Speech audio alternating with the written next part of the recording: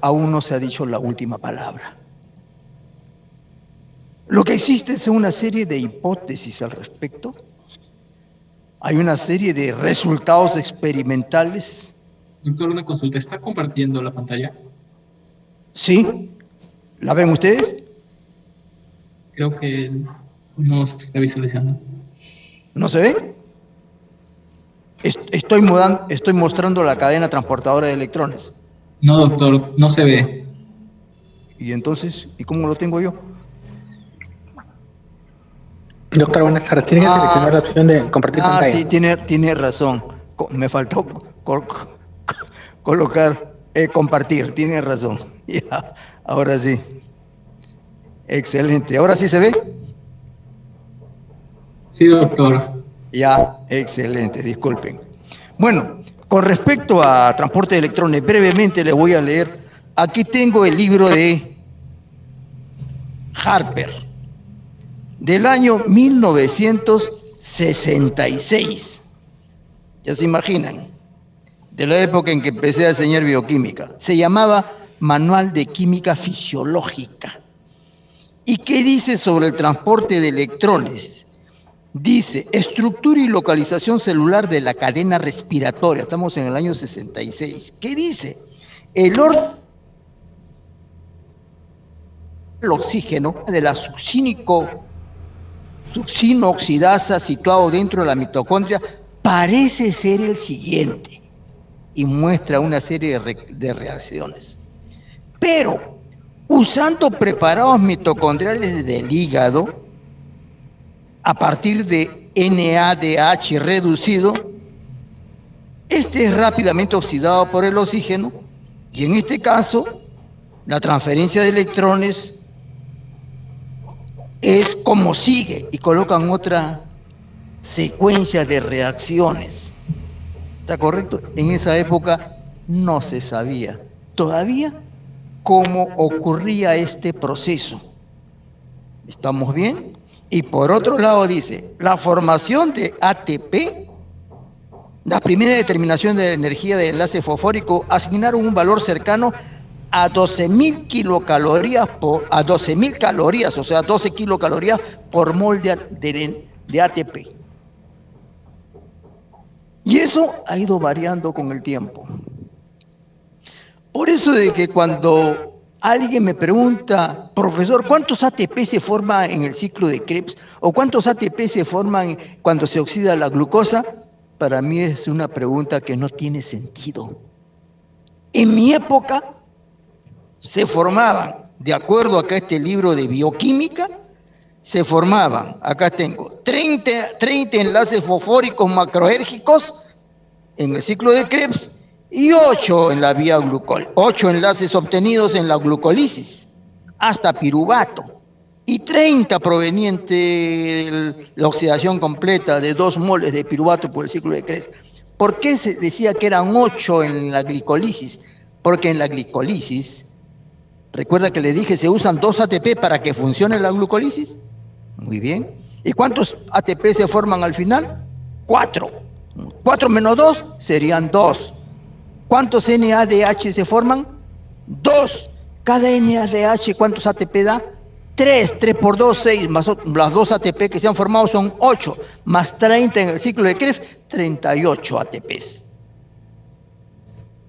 Si ustedes contestaban que se formaban 37 o 36, 0 de nota. ¿Está entendido? Yo jamás pregunté cuántos ATP se forman, nunca. ¿Por qué? Porque era un aproximado. Miren ustedes, para que siga funcionando la vía, en primer lugar, vamos a fijar conceptos, para que funcione la vía glucolítica, ¿qué se requiere? ATP. Si no hay ATP, no funciona la vía glucolítica. Muy bien.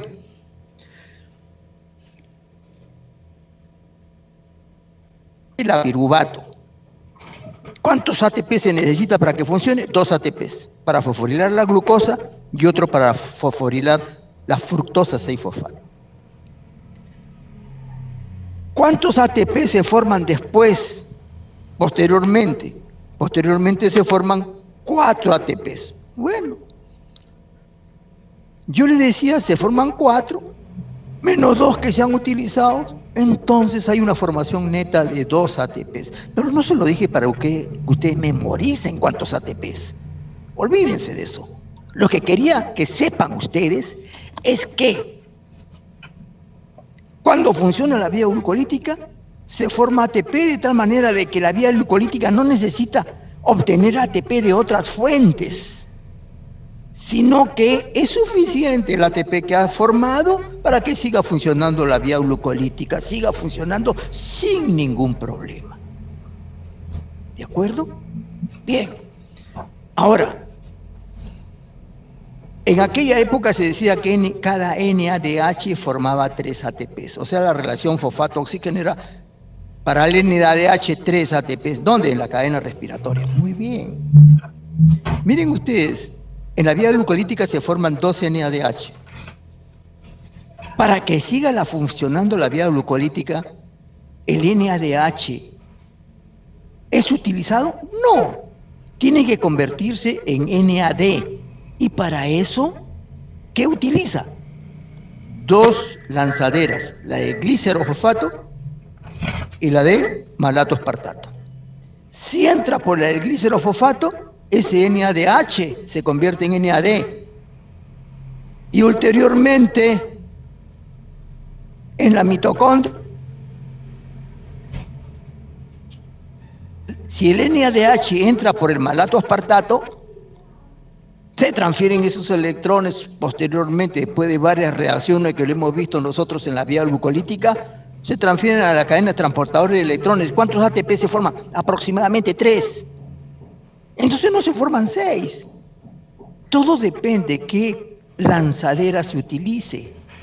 Está correcto. Por eso nunca pregunto yo cuántos ATPs. Y ahora con respecto a la cadena transportadora de electrones, si ustedes hacen una reacción estequiométrica y decir, usan NADH como se muestra aquí en el gráfico, NADH, muy bien. ¿Ese NADH de dónde proviene? Proviene de reacciones de deshidrogenación. Por ejemplo, la isocitrato deshidrogenasa es una enzima que convierte el isocitrato en alfa-cetoglutarato. Como consecuencia de ello, ¿qué se forma? NADH. El malato, cuando se transforma en oxalacetato, hay una enzima que es la malato deshidrogenasa. Esa malato deshidrogenasa usa NAD y ese NAD se convierte en NADH. Y ese NADH, ojo, esa enzima que tiene su NADH, tiene que convertir ese NADH nuevamente en NAD para que la enzima siga funcionando en el ciclo de Krebs. Y la enzima isocitrato deshidrogenasa que había formado NADH también tiene que ceder los electrones ¿a dónde? A la cadena transportadora de electrones para formar NAD. Y esa enzima con su NAD está lista para seguir funcionando en el ciclo de Krebs.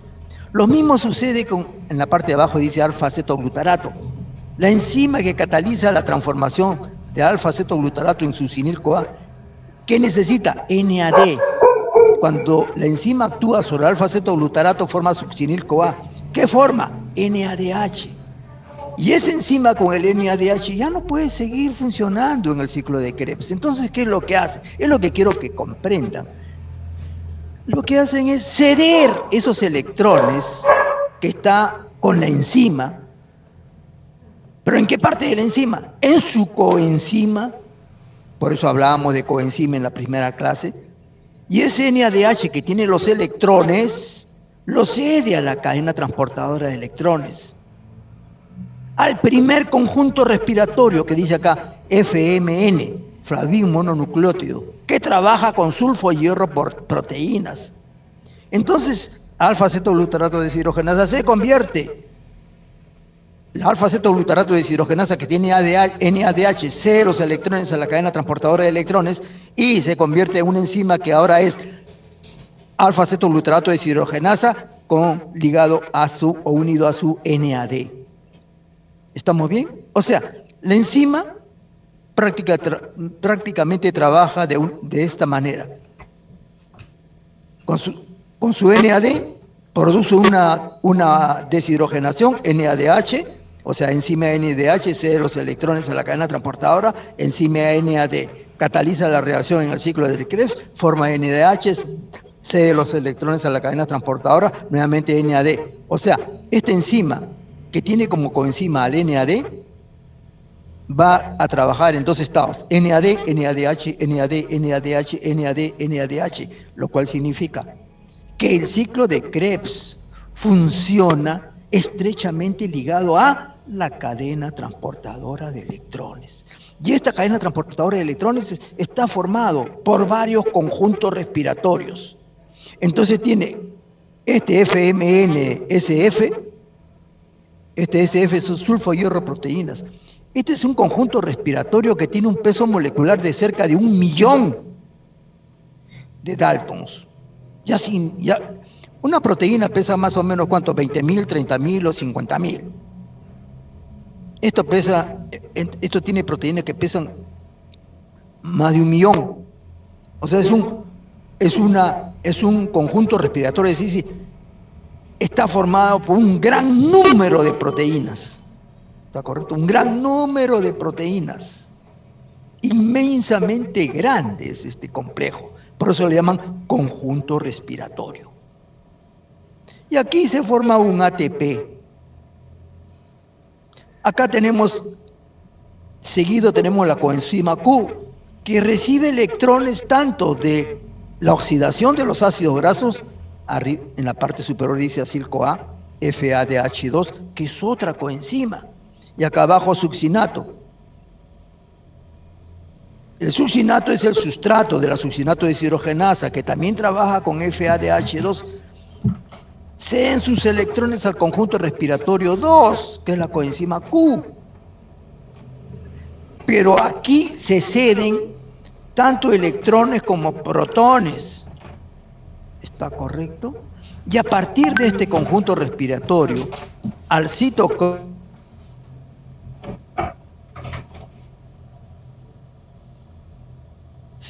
BC1, este es otro conjunto respiratorio, todos son conjuntos respiratorios formados por un gran número de proteínas.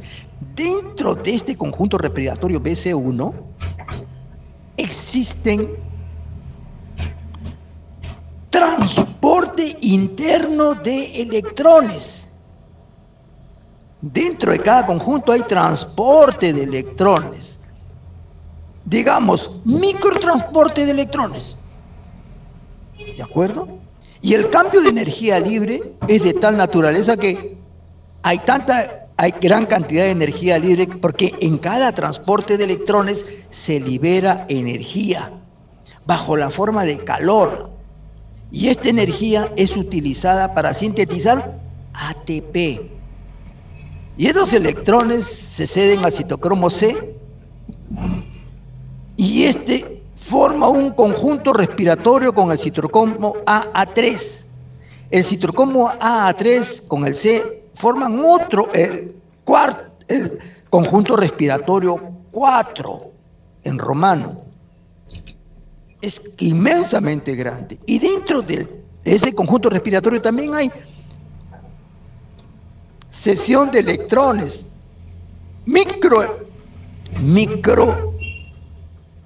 microtransporte de electrones dentro del propio conjunto respiratorio. Pero cuando uno explica en las clases, los profesores explicamos en la clase, dice, bueno, acá se transfiere el conjunto respiratorio 1 al conjunto respiratorio 2, se transfiere protón y electrón, o sea, átomos de hidrógeno. El átomo de hidrógeno está formado por un protón y un electrón. Eso es lo que se transfiere a la coenzima Q. Por eso en varios libros ustedes ven coenzima Q H2, porque son dos átomos de hidrógeno. Es decir, son dos protones y dos electrones. Para hacerlo más, digamos, viable el entendimiento. Y a partir del citocromo C1 se transfieren solamente electrones, no hay transferencia de protones, solo electrones. Entonces, en este conjunto respiratorio BC1 hay microtransporte de electrones, y después esto cede al electrón, porque estos conjuntos respiratorios, como son proteínas, están muy cercanos uno del otro. Entonces se han emitido varias hipótesis, lo que se llaman redes de transporte de electrones, y también hay redes de transporte de protones, por si acaso, para transportar protones desde la matriz mitocondrial hasta el espacio intermembrana. El espacio intermembrana es el espacio que media entre la membrana interna y membrana externa de las mitocondrias. Entonces acá tenemos el citocromo C1b, hay varios tipos de B, citocromo C1, que es el que cede los electrones, acá el citocromo C, y que forma el conjunto respiratorio 4, al citocromo A3, que también le llaman enzima amarilla de Warburg, que fue el que describió este proceso.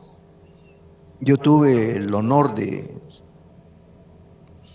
un curso, fui el asistente del doctor Thomas Singer, y Thomas Singer era uno de los más en el mundo en lo que es fosforilación oxidativa, y escribió un libro de fosforilación oxidativa. Solo fosforilación oxidativa, nada más. En aquella época, estoy hablando del año 1970 aproximadamente. ¿Estamos bien? Bien. Y el citocromo A3, este conjunto respiratorio, cede los electrones al oxígeno. Con los protones que están regresando del espacio intermembrana, que es fuertemente positivo, intensamente positivo, y en la matriz mitocondrial negativo, se crea una diferencia potencial, y esa diferencia potencial con esa energía sirve para formar los ATPs, y con 4 protones y 4 electrones de la cadena transportadora de electrones y 4 protones que son transportados a la membrana interna de la mitocondria, se forman 2 moléculas de agua. O sea, el destino final de los electrones es el oxígeno. Entonces, vamos a hacer algunas preguntas. ¿Qué sucede si una persona no recibe, un tejido no recibe apropiadamente el oxígeno? No hay quien recepcione electrones. ¿Esto ocurre? Sí. Ocurre en situación, en el infarto al miocardio, hay muerte celular. ¿Dónde? En el corazón. O cuando hay un infarto a nivel cerebral, que un microcoágulo obstruye una arteria. ¿Qué sucede en esa parte del tejido, en el cerebro? Hay anoxia, no hay oxígeno. ¿Habrá transporte de electrones? Ya no. Y si no hay transporte de electrones, después vamos a ver qué es lo que pasa. Acá vemos también compuestos como hay una gran cantidad de compuestos. Yo solamente he traído 1, 2, 3, 4, 5. Rotenona y barbiturato. La rotenona es una sustancia biológica que se encuentra, nuestros amigos de la selva usan rotenona que sacan de un árbol para pescar. ¿Está correcto? Porque este es un veneno de los peces. ¿Qué hace a los peces? Les inhibe a este nivel, a nivel del complejo respiratorio 1. El barbiturato es un compuesto de síntesis. ¿Para qué se usó estos compuestos? Se usó con el propósito de estudiar la secuencia de este proceso de transporte de electrones. Como han podido escuchar en el libro de Harper del año 66, no se sabía cuál era el transporte, cómo ocurría. En ese libro se describe una serie de oxidasas que ocurren, pero no se sabía a ciencia cierta cómo estaba funcionando esto. También hay un antibiótico que es la antimicina, que inhibe el transporte entre el conjunto respiratorio 3 y el conjunto respiratorio 4. Y acá tienen ustedes el monóxido de carbono y el cianuro, que inhibe el transporte de electrones aquí del conjunto respiratorio 4 al oxígeno. ¿De acuerdo? Bien. Yo les cuento algunas anécdotas para enfatizar el conocimiento. Rasputín era Era ¿cómo se llama? Campesino ruso que llegó al Palacio de los Zares, y la zarina, la esposa del zar, simpatizó mucho con él y tenían un hijo que era hemofílico, y, y parece que Rasputín, con los cuidados que le daba al niño, que era el sucesor del zar, esto ocurrió a comienzo del siglo pasado. ¿Cómo se llama? Se ganó la simpatía del zar, de la zarina y de todo el mundo en la corte, no, de varios en la corte, pero los otros cortesanos tuvieron envidia porque era un alcohólico de primera, una persona con un comportamiento no acorde con las costumbres de la época, entonces decidieron matarlo. Y eso lo relató el conde Yusupov. Lo leí hace como más de 50 años, aún vivía en Estados Unidos, y él dijo cómo lo mató. Como lo invitaron allí a la casa del conde Yusupov, y él le gustaba beber bastante licor, vodka, vino y cuantas cosas que le parecían, en uno de los pastelitos que daban ahí, le colocaron cianuro. Él se come el pastel y el cianuro, ¿qué hace el cianuro? Mata a la persona. ¿Por qué? Porque inhibe el transporte de electrones al oxígeno. ¿Y cómo mata a la persona? Por asfixia. ¿Está correcto? Bien, hasta ahí nomás, porque si no, no acabamos de explicar todo esto. Esto es con respecto al transporte de electrones. Ahora nosotros siempre decimos, bueno, acá se forma un ATP, 2 ATP y 3 ATP. Yo no voy a preguntarles en el examen de cuántos ATP se forman, porque generalmente no me agrada preguntar eso. ¿Por qué? Porque este proceso, cuando se estudia a nivel experimental, no se van a formar 3 ATP, sino se forman menos ATPs. Cuando se oxida el NADH acá en la cadena transportadora, se forman menos de 3, 2.6, 2.5, etcétera. Entonces por eso se dice aproximadamente 2.5.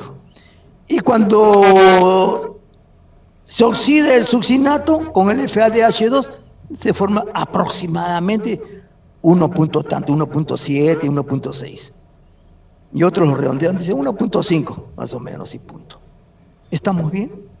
Eso experimentalmente. Y ahora, ¿cuándo se oxida la glucosa?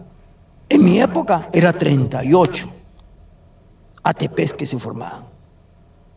Y ahora, los libros, si ustedes decían que se formaban 36, 34 o 32, le ponían 0. Si ahora un profesor X le pregunta cuántos ATP se forman, y ponen ahí 32, 33, 38, si ustedes dicen 38, tienen 0.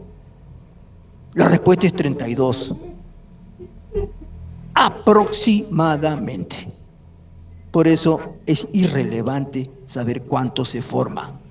¿Está correcto? La cuestión es que en la cadena transportadora de electrones, en cada proceso se libera energía. Y hay suficiente energía como para formar más de 2 ATPs. ¿Está bien? Suficiente como para formar los 3. Energía hay para formar 3, pero experimentalmente se forman menos de 3. ¿Está correcto?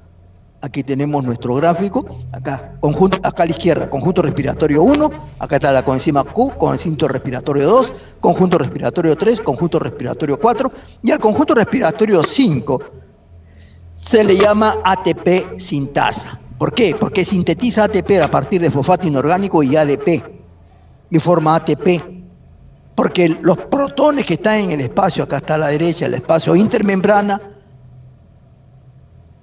al regresar a la matriz, ¿ven la diferencia potencial? Mira, aquí completamente positivo el espacio intermembrana y en la matriz completamente negativo. Esa diferencia potencial permite que la energía generada con el reingreso de los protones sea suficiente para sintetizar ATP. ¿Y en qué conjuntos respiratorios esto se produce en conjunto respiratorio 1, conjunto respiratorio 3 y 4, es que los protones son transferidos al espacio intermembrana. Y ahora la energía que se utiliza, esta energía, eso va a depender de qué? De la diferencia de potencial. Es decir, se diferencia del pH y se diferencia del potencial eléctrico, el delta phi. ¿Está correcto? Para eso tenemos que utilizar la ecuación de Nernst. A nosotros en pregrado no vamos a hacer todos estos cálculos. ¿Está correcto? No basta saber cómo ocurre el proceso y punto. ¿Estamos bien? Es igual que Doctor, usted les compra Sí, una consulta. consulte. Con respecto, usted indica que la coenzima Q es el complejo 2. ¿Eso está bien? Sí. Porque indican que al complejo 2 y la coenzima Q serían diferentes. No sé si cómo es eso, porque el complejo 2 es el complejo del succinato ubiquinona reductasa y el complejo 2 sería lo que es la ubiquinona. Es decir, la coenzima Q es una ubiquinona. Ajá. Químicamente la coenzima Q es una ubiquinona. Entonces usted puede decir ubiquinona o coenzima Q. Sí, exacto. La ubiquinona es el complejo Q. Así es. Es como decir, ¿cómo se llama usted? José, pero me dicen Pepe. Es la misma cosa. Sí, exacto. Esa es la cuestión. Pero usted está indicando que el complejo Q es el complejo 2. ¿Eso está bien? Sí. Porque... Sí, eso es.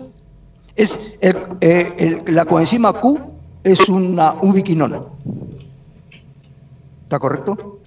El cual recepciona, de la succinato deshidrogenasa recepciona 2 protones y 2 electrones. Entonces pasa de coenzima Q oxidada a coenzima Q reducida, o sea, coenzima QH2, que es complejo 2. ¿Está bien? O ubiquinona. Ya, perfecto, doctor. Esta es la cuestión que tenían duda. Sí. Pregunte nomás. Es que en los libros, recuerden que los libros primigeniamente salen en inglés y los profesores lo traducen de manera distinta. Algunos saben mucho de química, entonces les colocan los nombres que ellos creen desde el punto de vista químico. Otros entienden bien los aspectos biológicos de química, saben muy poco, entonces tratan de no utilizar esos nombres para que no haya confusión. ¿Estamos bien? De manera tal de que vamos a utilizar varias acepciones para referirnos al mismo compuesto químico. Esa es la idea. ¿Estamos bien? No hay problema, pregúntenlo nomás. Ahora, acá, con respecto a... Acá también... No, eso lo vamos... Bueno, acá hay un proceso que se llama fosforilación oxidativa. Pero existen sustancias como el 2,4-nitrofenol, por ejemplo, que desacopla la fosforilación oxidativa del transporte de electrones. ¿Qué significa? Que los electrones se siguen transportando, pero ya no se sintetiza ATP. Como se dice, se ha desacoplado. Ya esa energía no es captada para sintetizar ATP. Antiguamente, estoy hablando de hace más de 50 años, se usaba pequeñísimas cantidades de 2,4-nitrofenol para adelgazar. Miren ustedes, se le daban a las personas para que adelgacen. ¿Por qué? Porque al ingerir 2,4-nitrofenol, ¿qué sucedía? Se desacoplaba. Entonces no se formaba mucho ATP. Entonces la pregunta que les hago es, entonces, ¿qué sucede con esa energía que se necesita para sintetizar ATP? ¿Qué sucede con esa energía? ¿Se libera como? Calor. ¿Está correcto? Se libera como calor. Entonces la persona empieza a sentir calor, comienza a sudar y como consecuencia de ello baja de peso. ¿Está entendido? Entonces esa energía ya no se utiliza. se pierde por completo. ¿Bajo qué forma? Calor. Y la persona baja de peso, pero después, ¿qué se observó? De que producía toxicidad. Entonces, se proscribió su utilización del 2,4-nitrofenol. ¿Estamos bien? Igualmente, hay ciertos anestésicos que cuando son aplicados a pacientes produce desacoplamiento de la fosforilación oxidativa. Naturalmente esto no es muy seguido, pero ocurre en pacientes de ese tipo. Entonces de inmediato tiene que cambiar de anestésico, porque hay ciertas personas que son susceptibles a algunos anestésicos que se usan en cirugía general. ¿Y qué sucede con esta persona? Desacoplan la fosforilación oxidativa y empiezan a sudar las personas, a subirles la temperatura por desacoplamiento de la fosforilación oxidativa. Bueno, sigamos. Esto no lo voy a explicar porque está en la gráfica. Aquellas cosas que están en las gráficas no las voy a explicar. Con relación fosfato oxígeno, era más o menos 3 ATP, aproximadamente 3, 2.5, cuando es NADH y cuando es FADH2 alrededor de 1.5. ¿Está bien? Por eso acá dice la mitocondria desacoplada, la energía libre puede liberarse como calor. Hay desacopladores de la fosforilación oxidativa. Ahí está, el 2,4-nitrofenol. Hay inhibidores, la oligomicina. Esto inhibe que se fosforile, pero esto es experimentalmente. Igualmente, inhibidores del transporte ATP-ADP. ¿Qué sucede? Regresemos aquí.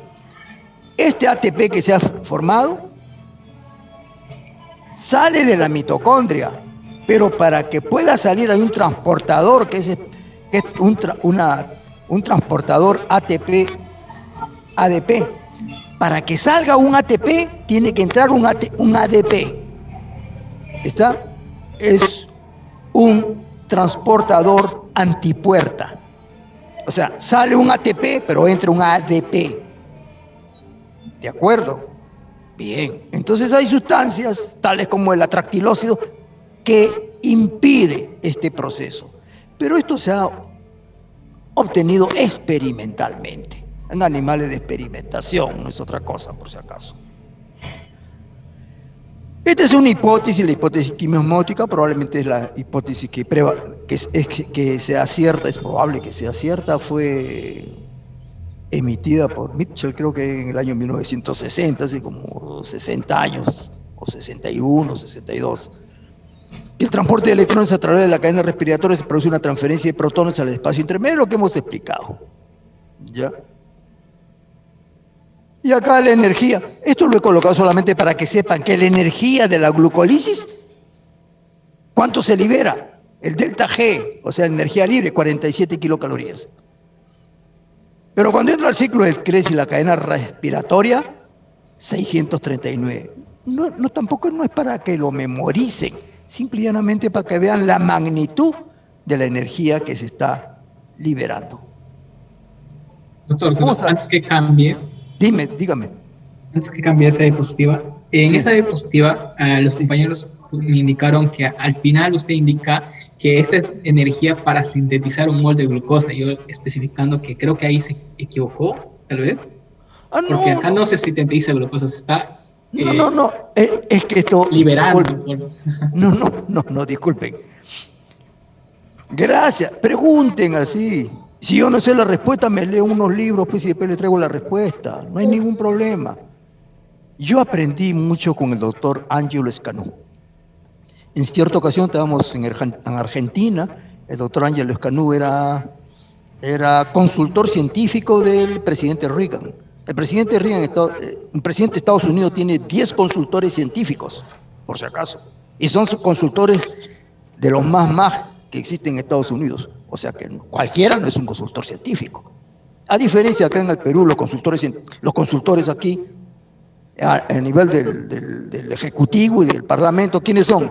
Son los repartidores de gas, los que venden sin tratar de ofenderlos a ellos, no, de ninguna manera. Trabajo dignifica al hombre. Pero yo no puedo tener un consultor, a un vendedor de gas, o a uno que trabaja en una tienda, a un pulpero, o a una señorita o una señora que es una niñera. ¿Qué significa? Que aquí no tenemos en el Perú científicos, tenemos científicos de primera acá en el Perú, de talla mundial.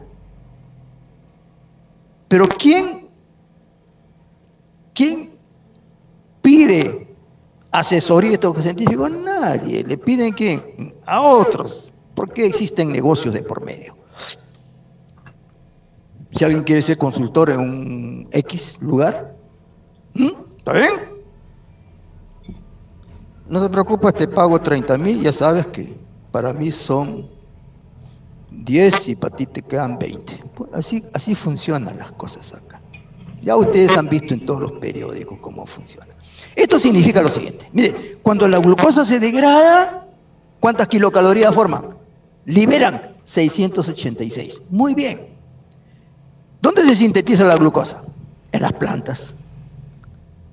¿De dónde utilizan la energía? De el sol. ¿Está correcto? A través de la radiación ultravioleta, a través del proceso de la fotosíntesis, se sintetiza glucosa en una planta. ¿Qué cantidad de energía se requiere? ¿O qué cantidad de energía requiere la planta para sintetizar un mol de glucosa? 686 kilocalorías. ¿Está correcto? Es lo que necesita la planta. ¿Qué es lo que hace el ser humano? Agarra esa glucosa, libera esa energía. ¿Cuánto de energía libera? 686. La misma cantidad de energía que se utilizó para sintetizarla. Esa es la primera ley de la termodinámica. La energía no se destruye, solo se transforma. ¿Está correcto? Eso es lo que queremos decir con esto. ¿Está aclarado? Perfecto. ¿Ya? Nada más, eso era lo que quería decir. Vamos a hablar sobre síntesis de glucógeno. Los animales tienen fuentes de energía, energías de reserva, que son las inmediatas, como el glucógeno, por ejemplo. ¿Y las plantas qué tienen? Almidón. Entonces, esto, ¿cómo se sintetiza? Primero, ¿en qué fase se sintetiza el glucógeno? En la fase postprandial. Ingerimos alimentos hasta las 4 horas más o menos. Todos son procesos, 3:30, 4 horas son procesos de síntesis de proteínas, síntesis de glucógeno, síntesis de triglicéridos, síntesis de colesterol, etcétera, etcétera, etcétera, con mayor intensidad. Muy bien. Glucosa por la isoquinasa, glucosa 6-fosfato, la glucosa fosfoglucomutosa, glucosa 1, con esta otra enzima UDP-glucosa, y hace UDP-glucosa con la glucógeno sintasa, utiliza glucógeno y le adiciona un residuo de glucosa. Entonces ahora vas a tener un glucógeno N+1. Y así sucesivamente. En el hígado hay una enzima, una proteína que se llama glucogenina, que es el núcleo a partir del cual se sintetiza el glucógeno. Esa glucogenina lo que hace es unir glucosa, va uniendo un residuo tras otro de residuos de glucosa, y eso constituye la semilla a partir del cual va a actuar esta glucógeno sintetasa. Porque recuerden que el glucógeno solamente funciona, solamente da energía hasta las 20 a 24 horas. Por eso cuando yo hago una pregunta en el examen, digo, una persona que está en ayuno durante 30 horas, lo cual significa que ya no tiene glucógeno. El glucógeno le dura, dependiendo de la persona, 20, 22, máximo 24 horas. Yo le pongo 30, nadie me podrá decir, sí, pero tiene un poquito. No, ya no tiene. ¿Qué es lo que queda en el hígado de una persona que ha hecho ayuno 30 horas? Lo que queda es glucogenina, que es la proteína, que cuando esta persona ingiere alimentos, lo que hace es, coge una glucosa, se une a una glucosa, después coge otra y va formando una cadenita pequeñita. Y esa cadena pequeña es la que utiliza la glucógeno sintasa, ¿está correcto? Para sintetizar más glucógeno. Esto es en el caso de que una persona no haya ingerido alimentos más de un día, más de 24 horas. Pero nosotros ingerimos alimentos de manera tal de que siempre tenemos glucógeno. Si normalmente ingerimos alimentos todos los días, desayuno, almuerzo, cena, todos los días, siempre tenemos nuestra reserva de glucógeno en el hígado y naturalmente en el músculo. Entonces, con respecto al nombre de las enzimas, ojo, yo les he simplificado si les coloco yo el nombre científico de la enzima, más es lo que va a traer confusión que otra cosa. Es como si nosotros vamos al mercado a comprar un alimento, ¿está correcto? Entonces, ustedes no le van a decir a la que vende en el mercado, a ver, me da un kilo de, sabe Dios, eucaliptus globulus, ¿no? No, ustedes dicen, me hace un kilo de, sabe Dios, de papa, un kilo de camote, sabe Dios. Pero no le dan el nombre científico. Entonces, por ese motivo no lo uso. Acá uso el enzima ramificante. En la parte baja tenemos una cadena del glucógeno, y acá hacia arriba va otra cadena, que es la enzima ramificante, que es la glucógeno sintasa, que miren, la glucógeno sintasa va incorporando, como hemos visto acá, va incorporando glucosa por glucosa. ¿Está correcto? Una glucosa, 2, 3, eso hace la glucógeno sintasa. 4, 5, 6, 7. Entonces, esta cadena no crece indefinidamente, sino que hay una enzima que le vamos a llamar ramificante, que lo que hace es transfiere una parte de esta cadena, generalmente de 6 o 7 residuos de glucosa, lo transfiere a la cadena principal. ¿Estamos bien? Miren. ¿Está correcto? Eso es lo que hace la enzima ramificante. Es decir, ha creado otra rama. Y la glucógeno sintasa, ¿qué es lo que hace? Comienza a adicionar otros residuos de glucosa aquí, otros acá. ¿Y qué hace la enzima ramificante? Crea otra rama. Aquí en la propia rama esta o en esta de aquí. O sea que acá puede crear varias ramas. Y esas ramas se crean cada 4 o 5 residuos de glucosa. Por ejemplo, 1, 2, 3, 4, 5. Entonces acá crea una rama.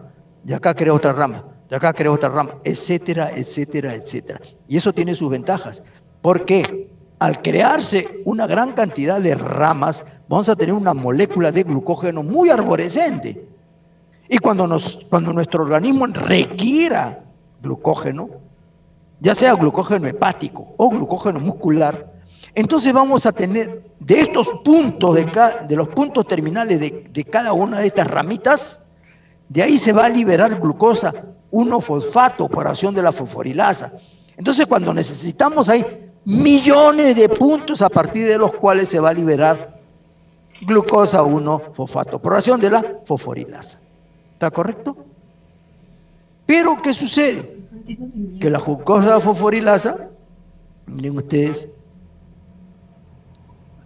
va a ir separando cada residuo, la fosforilasa A va a ir separando cada residuo de glucosa bajo la forma, y queda aquí también una pequeña ramita, y esta fosforilasa A ya no reconoce a esto como sustrato, ya no lo reconoce como sustrato. Entonces, entra una transferasa, que también tiene otro nombre. ¿Está bien? Oligo 1C, no, mejor transferasa, punto. ¿Qué hace? Esta transferasa, ¿qué es lo que hace? Transfiere, miren, aquí. ¿Y qué es lo que queda? Miren acá en azul, este residuo de glucosa. Este residuo de glucosa está unido mediante un enlace alfa 1,6. Todos los enlaces aquí son alfa 1,4, alfa 1,4, alfa 1,4. Pero a nivel de la ramificación es alfa 1,6. Y esta transferasa también tiene la capacidad para liberar. Miren ustedes. Miren lo que hace. Libera. Es la otra actividad que tiene esta transferasa, una actividad de alfa 1,6 glucosidasa.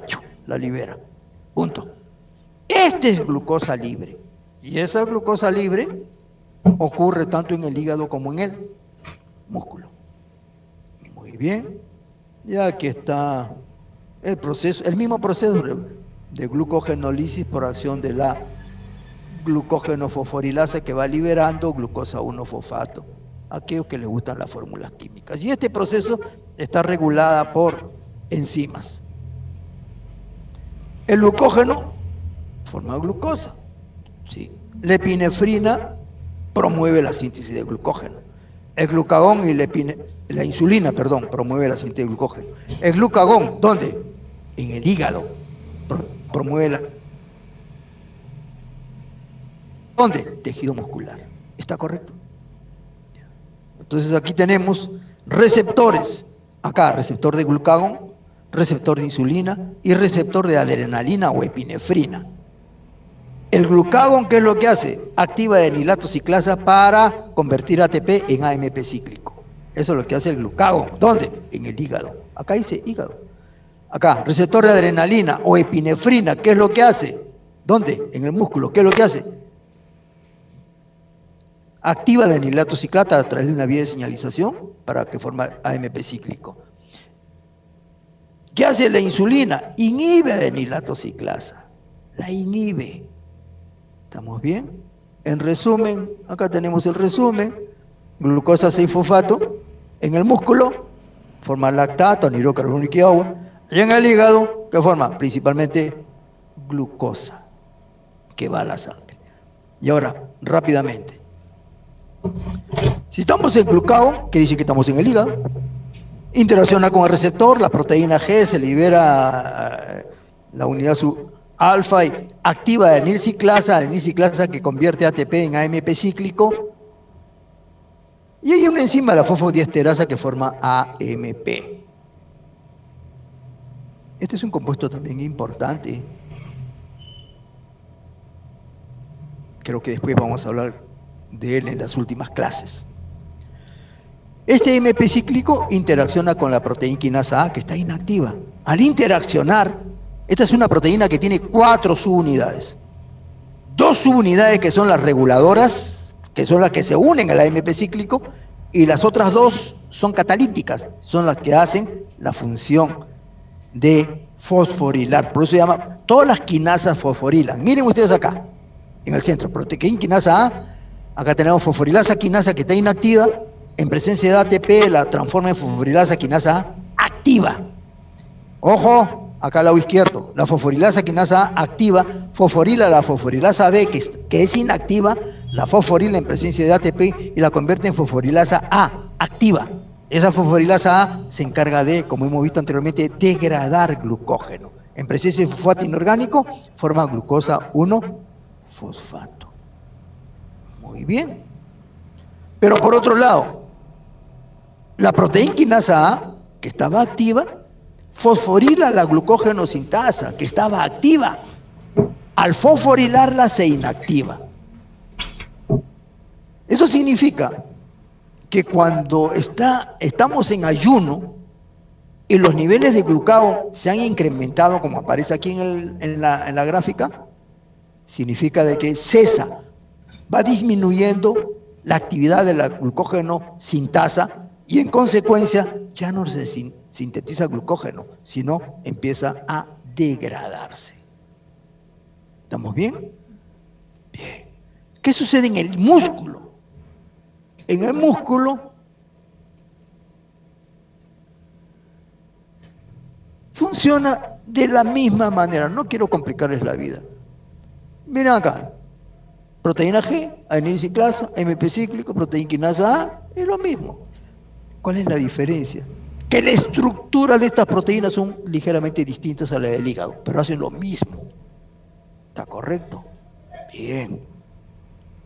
Igualito la proteína quinasa A, con presencia de ATP, la fosforilasa quinasa, que estaba inactiva, la convierte en activa, y esta transforma la fosforilasa B en fosforilasa A, y esta degrada el glucógeno. Y por este otro lado, la glucógeno sintasa por fosforilación se inactiva. Mientras que la glucógeno sintasa se inactiva, la fosforilasa quinasa se activa.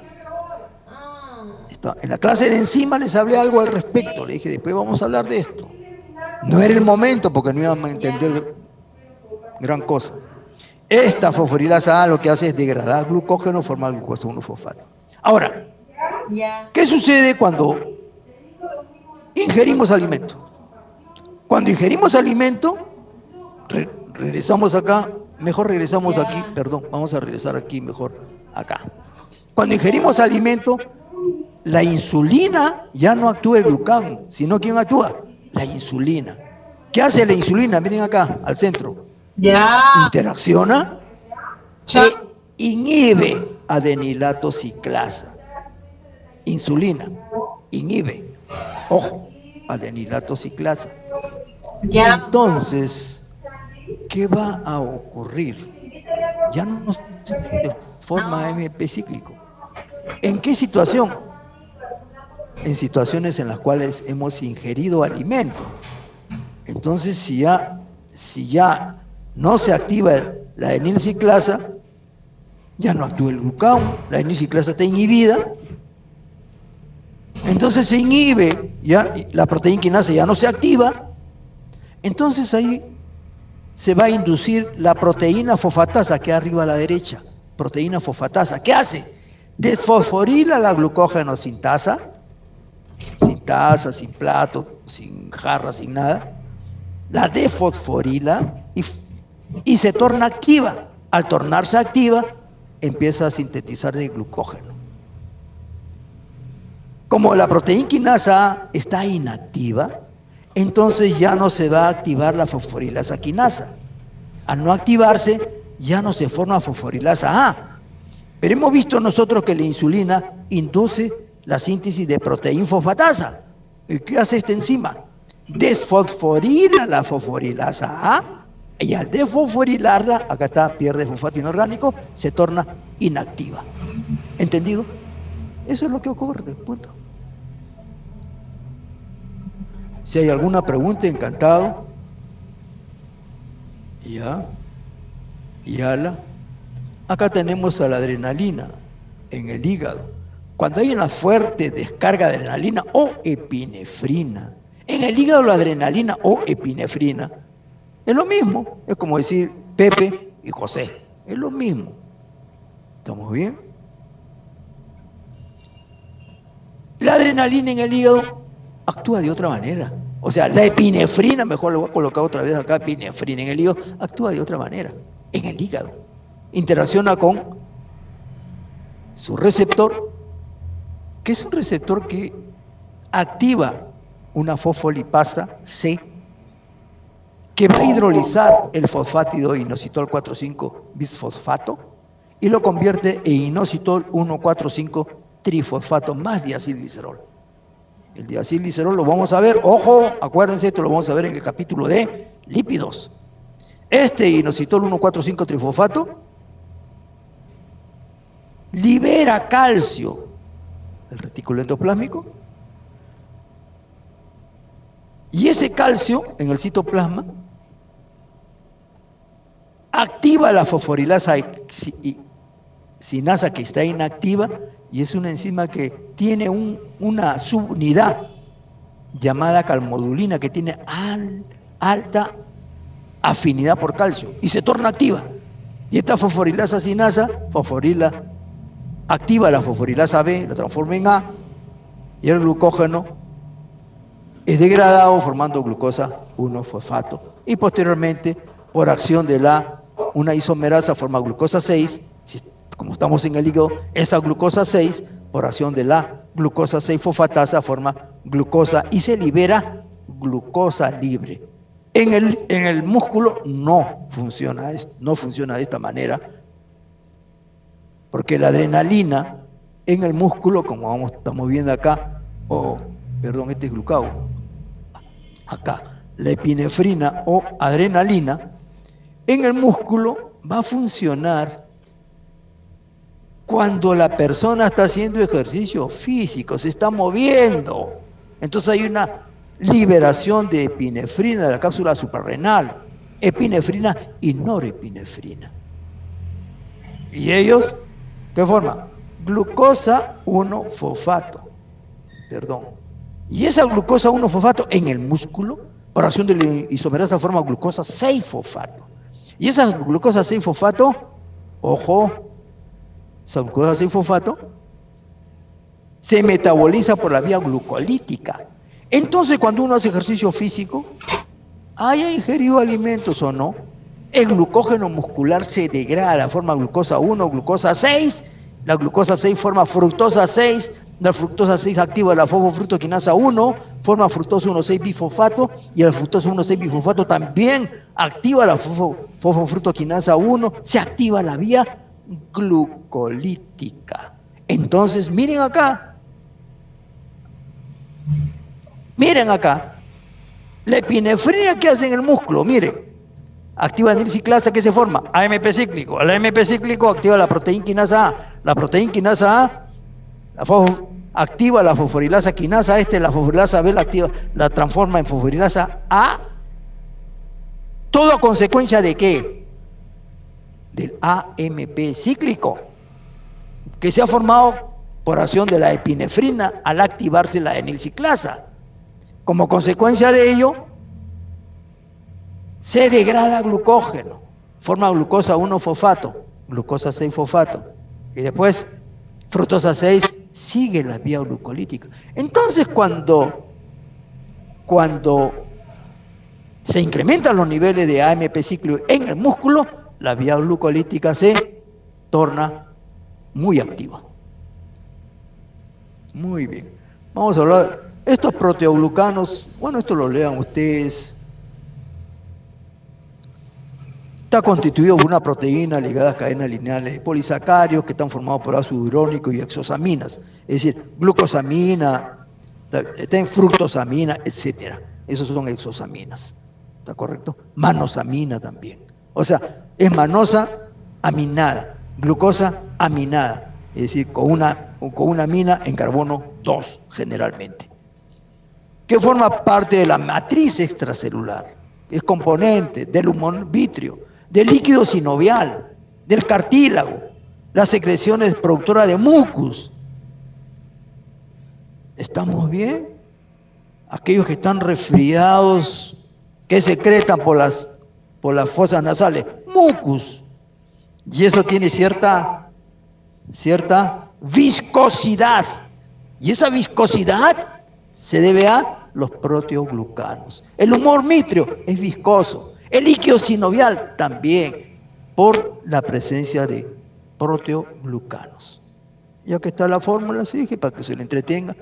¿Está bien? Acá está el galactosa, también hay galactosamina, acá hay metil, N-acetil, galactosamina, por ejemplo. N-acetil glucosa, N-acetilglucosa, N-acetilglucosamina, etcétera. En cambio, acá está ejemplo de proteoglucanos, piel, hígado, cartílago, pulmón. En cambio, las glucoproteínas, esos tienen una función biológica. Son proteínas ligadas a glúcidos, contienen manosa, N-acetilnuramínico, fucosa, glucosa, galactosa o derivados amínicos. ¿Estamos bien? Y estas glucoproteínas, como ejemplo tenemos enzimas como la protrombina, ribonucleasa B, son glucoproteínas. Hormonas como la eritropoyetina, tiroglobulina, son glucoproteínas. La glucoforina forma parte de la membrana, es glucoproteína. Las gamma-globulinas, grupos sanguíneos, son glucoproteínas. La ceruloplasmina que transporta cobre y la transferrina que transporta fierro son glucoproteínas. ¿Está correcto? Finalmente vamos a hablar de la gluconeogénesis. ¿Qué es la gluconeogénesis? Síntesis de glucosa a partir de compuestos que no son carbohidratos. ¿Dónde se realiza? Uno, en el hígado, principalmente en el hígado. ¿En qué otro tejido hay? En los riñones, muy poco. ¿En qué otro? En el intestino, pero muy poco. El principal es el hígado. Los mayores precursores de la gluconeogénesis son aminoácidos, con excepción de la leucina y la lisina. Esos no son gluconeogénicos. Lisina y leucina no son gluconeogénicos. También el lactato, también el glicerol. En este proceso participan algunas enzimas que no son parte de la glucólisis. Acá tenemos las enzimas que son enzimas gluconeogénicas, la piruvato carboxilasa, que funciona dentro de la mitocondria. Y esta es la la fosfonol piruvato carboxiquinasa. Esta es la fructosa 1,6-bifosfatasa, es la enzima que cataliza la reacción reversa en la vía glucolítica, reversa la reacción catalizada por la fructoquinasa 1, y la glucosa 6-fosfatasa que transforma glucosa 6-fosfato en glucosa. ¿Y esta glucosa 6-fosfatasa en qué? ¿En qué tejidos hay? Principalmente hígado. Algo en los riñones. ¿Estamos bien? Y acá tenemos una síntesis. Me refiero a un esquema sintético. Tejido adiposo participa en la gluconeogénesis, claro, ¿con qué? Con glicerol. Y el tejido muscular, principalmente con aminoácidos, menos leucina y lisina, y lactato también. Acá hay otro resumen. El glicerol con ATP y con la gliceroquinasa forma glicerol 3-fosfato. Y el glicerol 3-fosfato con el glicerol 3-fosfato deshidrogenasa forma dihidroxiacetona. Este gliceraldehído y en vía reversa forma glucosa.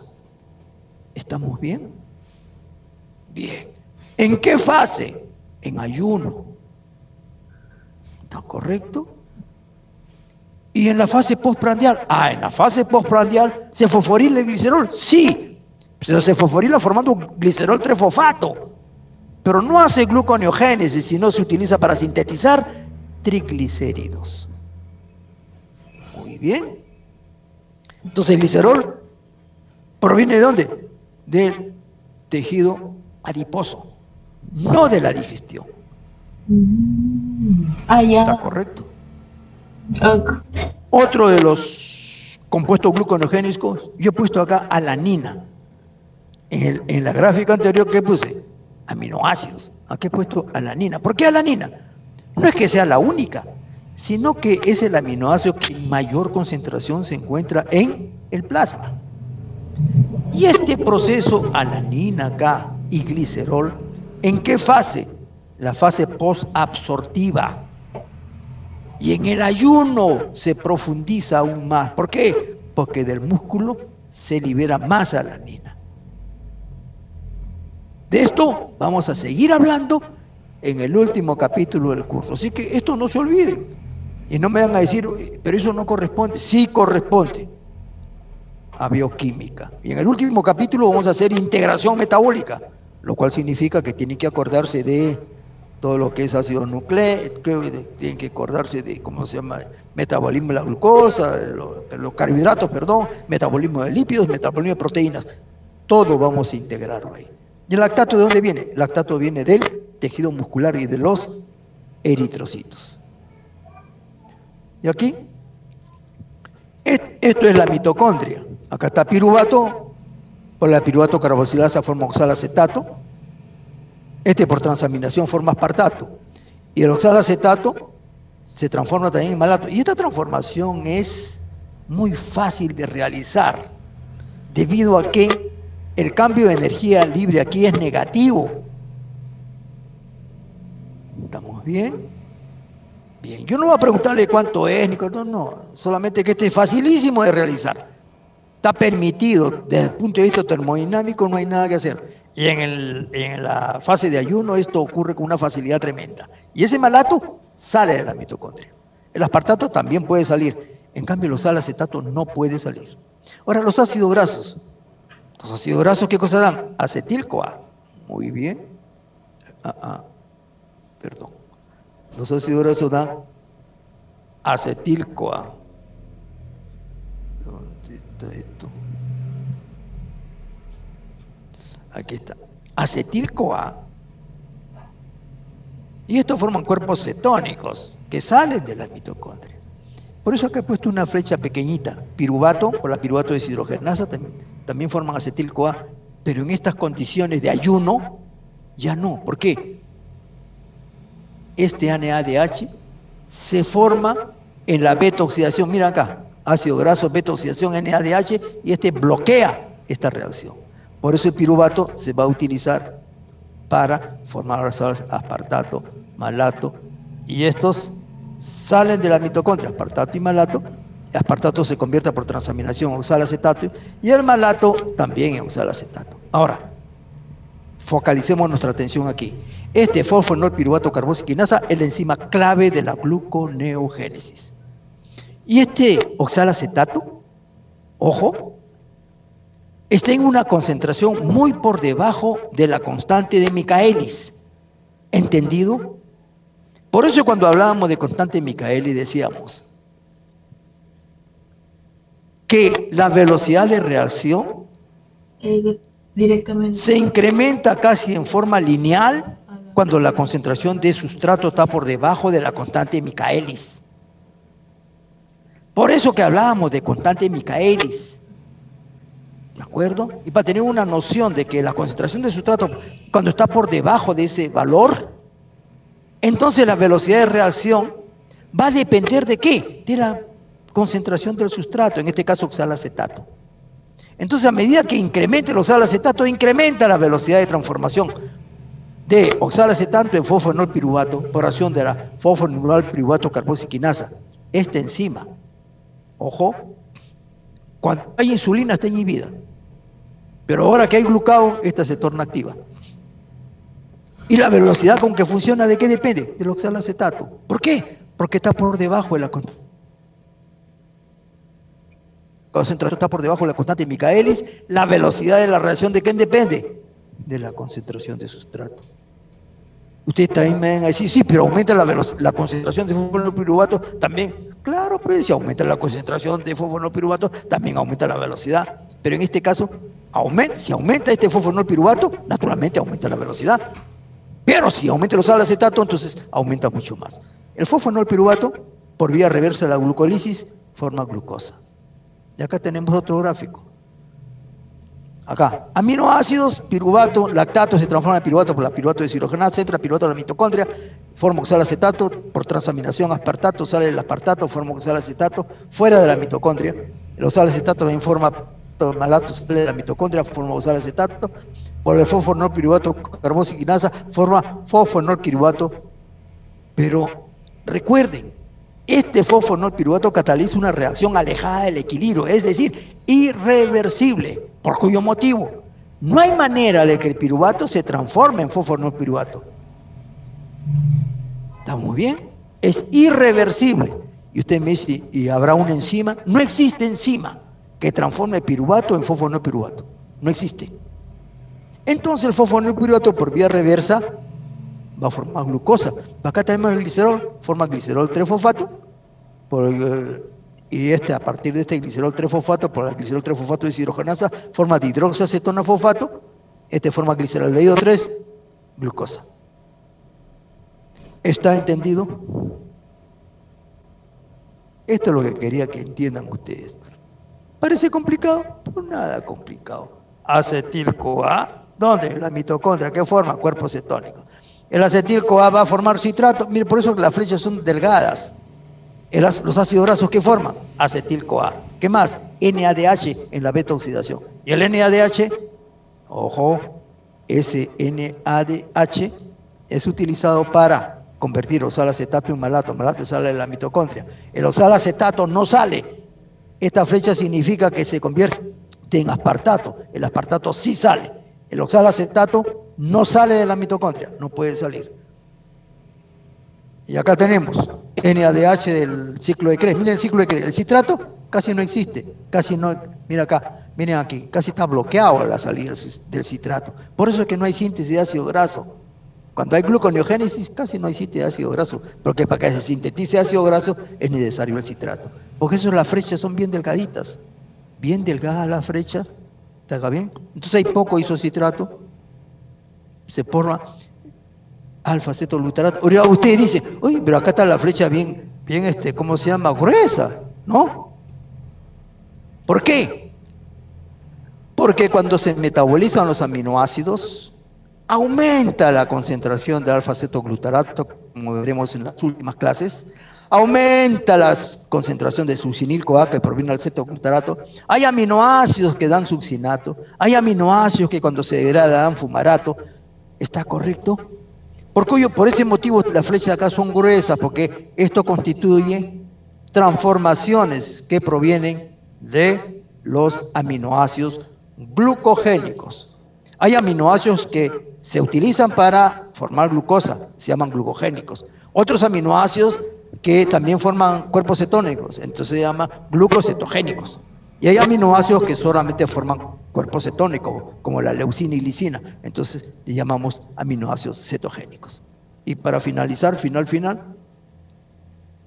aquí tenemos, miren, aquí, niveles de sustrato, bien alimentado, insulina, glucagón, 2 horas de ayuno, 3 días, y en estado de inhibición, 5 semanas, o sea, 35 días de ayuno. Miren la insulina, de 40 a 12 horas de ayuno, cae a 15 el nivel de insulina, casi la tercera parte. Y si estamos en 3 días de ayuno, no comemos 3 días, caen en la quinta parte. ¿Está correcto? En cambio, el glucagón, bien alimentado, 80, sube a 100, a los 3 días de ayuno está prácticamente el doble. ¿Qué pasa con la glucosa? 6.1, 4.8, prácticamente estamos en normoglicemia, ligera hipoglicemia. ¿Qué pasa con los ácidos grasos? Miren, vamos a ver los extremos. Bien alimentados, 0.14 milimolar. 5 semanas de ayuno, 1.4 milimolar. ¿Cuánto subió? ¿Cuánto subió en el plasma la concentración de ácidos grasos? 10 veces. Y el acetoacetato, de 0.04 a 1.3. ¿Cuántas veces se incrementó el nivel de acetoacetato en el plasma? 30 veces. ¿Y cuánto se incrementó los niveles de beta-hidroxibutirato en el plasma? De 0.03 a 6 milimolar. El incremento de beta-hidroxibutirato fue de 200 veces se ha incrementado el nivel. Y eso es lo que mantiene vivo a un ser humano, sin ingerir alimentos, en este caso 35. Un ser humano puede vivir hasta más o menos 60 días sin ingerir alimentos. Eso ya está mostrado, por si acaso. Nadie lo ha mostrado si no se ha observado. Y aquí tienen qué cantidad de nutrientes del propio ser humano se utiliza a las 12 horas, a los 8 días, a los 40 días. A los 8 días prácticamente ya el ser humano no tiene carbohidratos. Ya no hay glucógeno, no hay nada. Proteínas, miren, de 300 se utiliza menos, cada vez menos. En cambio, miren la grasa, de 1200, 1400 kilocalorías y 1350. O sea, el ser humano se mantiene vivo gracias al suministro de energía por la grasa. Bueno, esto ya está. Ya lo explicamos. La insulina moviliza GLUT4, ¿dónde? Tejido adiposo y músculo. En el tejido adiposo estimula la glucólisis para que se forme el glicerol 3-fosfato, porque en el tejido adiposo no hay formación de glicerol 3-fosfato a partir de glicerol, porque en el tejido adiposo no hay gliceroquinasa. Por eso que en el tejido adiposo tiene que funcionar la glucólisis, lo cual significa, disculpe que le pongo un ejemplo extremo, si en la mañanita me tomo un vaso de aceite, ¿habrá síntesis de triglicéridos en el hígado, en el músculo, perdón? No, así de sencillo. No, ¿por qué? Porque no hay glicerol 3-fosfato, porque no hay glucosa. Y para que haya síntesis de triglicéridos en el tejido adiposo tiene que haber glicerol 3-fosfato. ¿Y esto de dónde proviene? De la glucosa. De la glucosa. La persona adelgaza. Hace años se daba este tipo de dieta. No, se daba bastante lípidos y poco carbohidratos. Y eso está mal, muy mal. En el músculo la insulina estimula la síntesis de glucógeno, la captación de glucosa dietética, bueno, eso lo lee, no hay ningún problema. Y solamente para aclarar acá el ciclo de Cori, acá tenemos el músculo. ¿Qué proporciona el músculo? Lactato. Por gluconeogénesis forma glucosa el hígado. Esa glucosa se transfiere al tejido muscular. El tejido muscular por la glucólisis forma piruvato, por la piruvato deshidrogenasa forma lactato y ese lactato se transporta al hígado. En el hígado, ojo, por gluconeogénesis forma glucosa. Este ciclo se llama el ciclo de Cori. Y este ciclo glucosa-alanina, claro, muchos autores dicen que esto no es ciclo, pero bueno. Del hígado se transporta la glucosa al músculo, glucólisis, forma piruvato, por transaminación forma alanina. La alanina es un aminoácido gluconeogénico por excelencia. Llega la alanina al hígado, por transaminación forma piruvato, y ese piruvato se utiliza para gluconeogénesis. Aquí está gluconeogénesis, forma glucosa, glucosa va al hígado realmente. Y finalmente, final de los finales, aquí tenemos una situación. En un paciente puede ocurrir falta de insulina falta de insulina, o sea, diabetes tipo 1, o resistencia a la insulina. ¿Qué produce? Incrementa la lipólisis en tejido adiposo. Eso genera cetogénesis, que es más intenso en la diabetes tipo 1 que en la tipo 2. Y esta cetogénesis produce cetonemia, es decir, cuerpos cetónicos en el plasma, que se eliminan por la orina, cetonuria, y causa acidosis. Son cuerpos cetónicos que son compuestos ácidos, causa acidosis, y se produce una hiperventilación compensatoria para neutralizar esta acidosis. También se incrementa en la diabetes tipo 1 y la tipo 2, se incrementa la gluconeogénesis. Hay menor captación de glucosa. ¿Por qué? Porque la insulina en el tejido muscular moviliza GLUT4 para captar glucosa. Y en el hígado induce la síntesis de glucoquinasa, piruvatoquinasa, etcétera. ¿Está correcto? Para que el hígado pueda captar mejor, más rápidamente glucosa. Y eso disminuye la diabetes, porque ya no hay inducción de esas enzimas. Eso produce hiperglicemia, glucosuria porque se rebasa el dintel renal y aparece la glucosa en orina y se produce diuresis osmótica. Como consecuencia de ello, deshidratación. ¿Está correcto? Tiene que tener en cuenta que cuando se eliminan compuestos tales como la glucosa, por ejemplo, la glucosa es una molécula que tiene bastantes grupos hidroxilos y esos grupos se hidratan.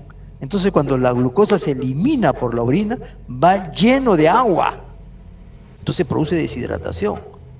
Cuando en el vómito, una persona que tiene vómitos incoercibles, vomita y vomita, que está eliminando, o las diarreas, mejor diarrea, está eliminando iones metálicos, sodio. O cuando una persona comienza a sudar por hacer excesivos ejercicios físicos. Muchos de ellos dicen, estoy eliminando, que dicen las toxinas, como si fuesen sapos o ranas, que las toxinas no se eliminan por el sudor, se eliminan por la orina.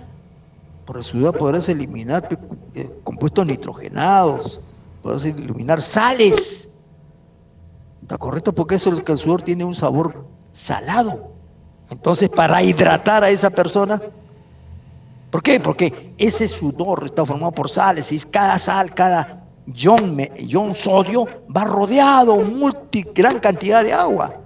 Entonces, cuando se pierde sodio, se pierde agua. Tienes que rehidratar a la persona. Y para rehidratarlo, ¿qué le das? ¿Le vas a dar agua? ¿Solo agua? No, pues, nuevamente eso lo eliminas. Tiene que dar agua con sales, su sodio y su potasio. Bueno, señores, ha sido un placer Me gusta dictar clases y me emociono mucho. Puedo seguir hablando. Mi récord mundial ha sido de hablar como ¿cuántas horas? Como 11 horas, creo, 12 horas, casi sin parar. Tenía una clase, otra clase, otra clase. Ese día no almorcé, solamente un sanguchito, una gaseosa, y así sucesivamente tuve 11 horas haciendo clases sin parar. Así fue mi récord mundial.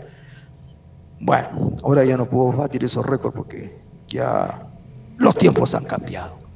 Si hay alguna pregunta, Doctor, encantado. Dígame, eh, dígame, hijo. no, para hacer 3 aclaraciones antes que termine la clase. En primera, el examen parcial llega hasta aquí, hasta esta semana Ah, 6. exacto, gracias por la clase. Siguiente. Hasta aquí vienen. Están prohibidas las preguntas difíciles Perfecto, doctor. Ya, y las siguiente. fáciles también. Está bien. Dime. El primer punto es que el examen viene hasta la semana 6. Segundo punto, falta el punto extra del seminario 4 de bioquímica, que hubo un problema. Me mandas ¿cómo se llama? El correo. Perfecto. Y Ya. el O tercer sea, punto es que si revisaron su correo institucional, habrán visto que hubo un cambio en la hora del examen de bioquímica. no sé. Un momento, Ya. el cambio anterior era que el examen iba a ser de 10:45 a 11:45 el lunes 9 de noviembre. El nuevo horario va a ser el ¿Cuánto? lunes ¿El lunes 9, qué? el lunes 9 El a lunes, las ¿no? 11:40, de 12:40 a 1:40. Ah, esa hora es el examen. Sí, así han modificado al parecer en bioquímica. Ya. Eso es, Parece bien. siempre esté en constante de sus correos institucionales porque puede que cambie si se presenta nuevamente algún cruce de horarios. Así. Dígame una cosa. No he revisado esta parte. ¿En la próxima semana tenemos reunión? Creo que sí. Buena duda, doctor. Creo que sí, pero creo que es de la semana 7. Ya. Aunque faltaría aclarar eso. Ya, de repente es la parte de Consulta. ¿cómo se llama? Sí, tienes razón, la primera clase de lípidos, pero eso no entra al examen, por si acaso. Lo de lípidos no entra al examen, aclarado, por si acaso. Así ustedes quieran que les pregunten lípidos, no les voy a hacer. Solamente hasta acá. Esta es la última gráfica, la última, ¿cómo se llama? Diapositiva, no hay más. Punto. Perfecto, doctor. ¿Ya? Cualquier duda que tengan, le escriben a su delegado, si no me envían al aula virtual. Ahí yo reviso y qué dudas tienen para hacerlas en la sincrónica. Bueno, si no hay... Y cualquier duda, me escriben al delegado nomás y punto. ¿Está correcto? Cualquier duda que tengan, le escriban al delegado, él me la envía a mí y yo se las aclaro. Mejor así. Doctor, ¿Está bien? ¿Está antes bien? que olvidemos, nuevamente se supone que íbamos a empezar a hacer un FOR, o usted iba a hacer un FOR para la asistencia, pero desde la primera clase no se tomó asistencia. No sabe que ser una complicación del demonio, así que todos tienen asistencia, no se preocupe. Perfecto, doctor. Es que ¿Ya? eso es una pregunta constante de los compañeros. Les voy a indicar que no se preocupen de la asistencia. No se preocupen de la asistencia, porque es una confusión confusa que no le entiende nadie, ni el que inventó el Zoom. ¿Está correcto? Perfecto, doctor. Entonces, si eres una persona interesada, quieres aprender, asiste. Pues. No quieres aprender, no vengas. Punto. Para mí me parece una pérdida de tiempo y de dinero. Yo estudié en una universidad estatal, nacional, casi no pagaba nada. En mi época pagábamos 60 soles anuales, 30 soles por tacatacatacatán y 30 soles de contribución estudiantil, 60 soles todo el año y punto. Claro, eran otras épocas, pero todo el mundo asistía a clases y exigíamos clases. ¿Está correcto? Había profesores que dictaban clases de la época y pedíamos y exigíamos a todo el mundo. Y eso que no pagábamos nada, ¿no? Es decir, si hubiese pagado lo que se pagan ahora en las universidades, yo estaría todos los días prendido ahí, el profesor que no va. Generalmente todos vamos, nunca dejé de asistir a una clase, pero siempre había un nivel de exigencia. No demostrar de que el alumno sabe mucho, no se trata de eso. Aquel que cree que sabe mucho no sabe nada. Todos estamos para aprender. Yo aprendo todos los días tengo que leer artículos científicos. Puedo vivir 500 años y jamás voy a poder leer todo lo que debo leer. Imposible. Si no hay otra duda, no le deseo suerte, porque suerte, yo le deseo lo mejor del mundo para ustedes, porque aquel que estudia no necesita suerte. Él resuelve todos los problemas. Bueno, muchas gracias, buenas tardes. Y felicidades. Hasta pronto. Cristian, cualquier cosa me avisa, cualquier pregunta que tenga sus compañeros, de inmediato me la hace. ¿Está bien? Perfecto, doctor. Ya, un abrazo, hasta pronto. Buenas tardes.